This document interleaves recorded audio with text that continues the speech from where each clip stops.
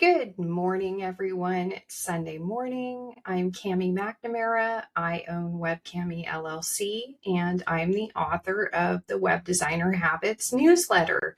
I'm trying something new today. I have been inspired by a retired gentleman who has a YouTube channel where he doesn't fuss with editing or anything else, and he just puts out good content to help people who are older than me and retired.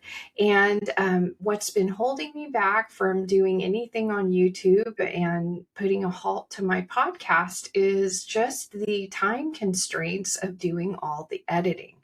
So I thought I would try this today. I've had my YouTube channel, I think, for 20 years. I think there's a concert from the Rolling Stones on there from 2006.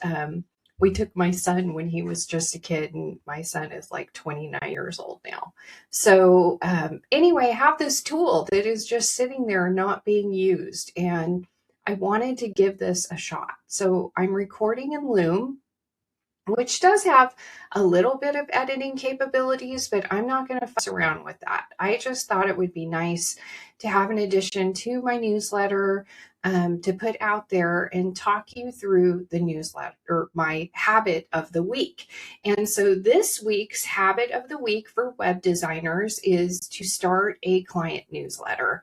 And I'm sharing a lot of tips on how to do that in the newsletter this week to you, but I just have to share kind of the personal story of how having a client newsletter has just been really helpful to my business. So I think I started kind of off and on with the client newsletter around 2015, 2016, and I wasn't very consistent with it. I would send it out once in a while. I was using it to share W-9 information for a bit.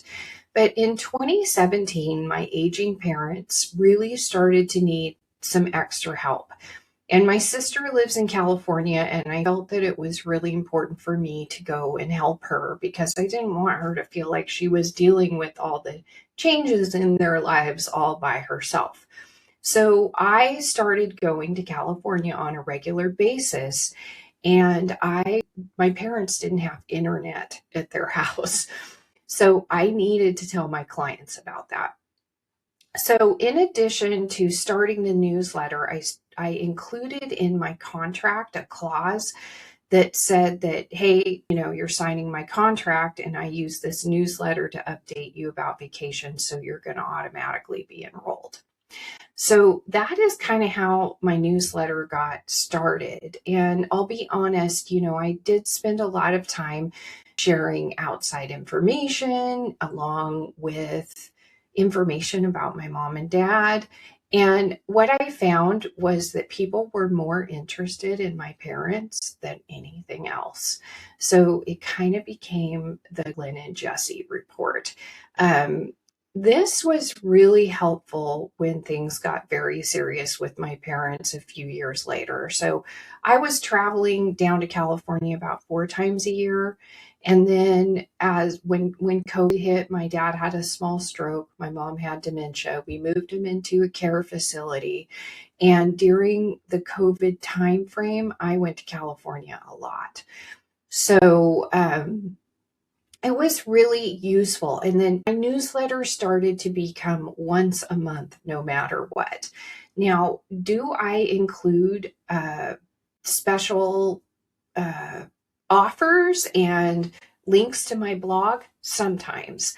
Do I include I include timely information, like if I notice that a bunch of clients are getting hacked, I will share that information without sharing personal details, but in a more generic way, just to alert the clients that there's stuff that they should be aware of.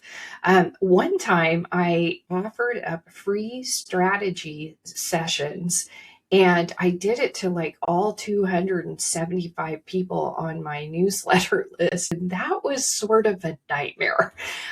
So if I do that again in the future, I'm going to segment out how I send that. So when web designers think about putting a newsletter together, I feel like it can often just feel overwhelming to add one more thing to your plate. But honestly, if you kind of set up a pattern for your newsletter every time, my newsletter follows a very simple pattern. It's like an update, and it could be it. The update area is 3 or 4 paragraphs, very short and concise. That could be anything from a personal update to a hey, this phishing um, scheme is going around and you need to be alert, or perhaps it's I've decided to offer a different level of care, let me know, or I got a new plugin, do you want me to install it on your website? Then I include a link to my latest blog post, and I try to blog once a month as well.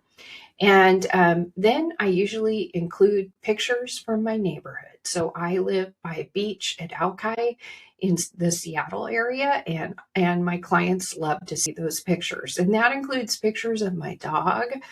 I include pictures of my family sometimes, just a personal touch. So once you set that up and get it going, you'll notice that it's a touching point, and the clients will reach out to you like, oh, hey, thanks for the newsletter. By the way, I need you to do X, Y, and Z. So anytime that you can appear in their inbox and get a response from them, that is an opening for you to grow that relationship and have them know that you are there for them. So that's my advice this week, and I hope you enjoy this little video. I'm sure I'm only going to get better at it. You have to start somewhere. And just thanks for your time today, and I hope that you have a really good work week.